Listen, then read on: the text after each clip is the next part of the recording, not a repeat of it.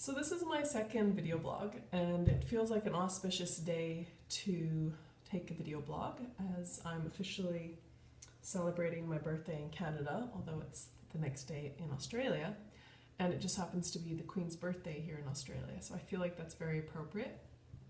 I do, however, have a cold, which maybe is also appropriate, but is a bit of a mystery to me. Anyhow, today what I want to talk about, what I've been thinking a lot about, is human vulnerability and how challenging it can be as a human to admit that we're vulnerable or maybe flawed or imperfect. What got me thinking about this is from a very physical point of view. I was just at my yoga therapy training in Brisbane this week with Liz Bennett, who's a great teacher, and all my peers and colleagues or students in the course who are all really fantastic. And I came to realize, shock horror as a yoga teacher, that man, my core is just, it's just not up to snuff. And, as a pain care yoga teacher, and it seems like shock horror to realize this. But here we are, there it is. And it's something that I know and yet have forgotten. So I guess why this has brought to light the realities of needing to be vulnerable as a human is that these are the sorts of things that can be hard to admit and uncomfortable to be honest about. And so I was thinking about this in my yoga practice as I was very focused on engaging my core. And I got to thinking about how scary it can be to be honest about our imperfections and our vulnerability.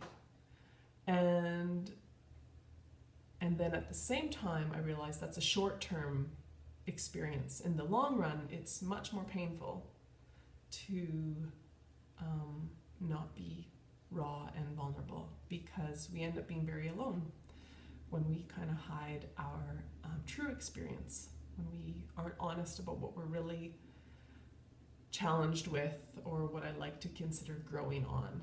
Because although it is a challenge to be working on my core, and some might even say it's a problem that I don't have a very strong core, but to me that slight change in language is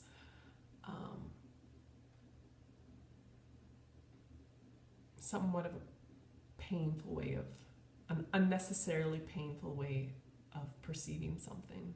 So if we instead view challenges or problems as growing opportunities, or opportunities to experience our resilience, maybe they become exciting instead of something that doesn't belong in our experience, or something that we have to get rid of.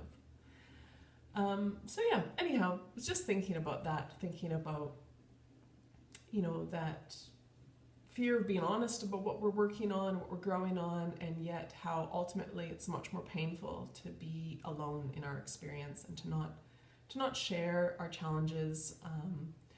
And that old adage of when you share a burden, it's half as heavy is nice. To me, there's a hinting of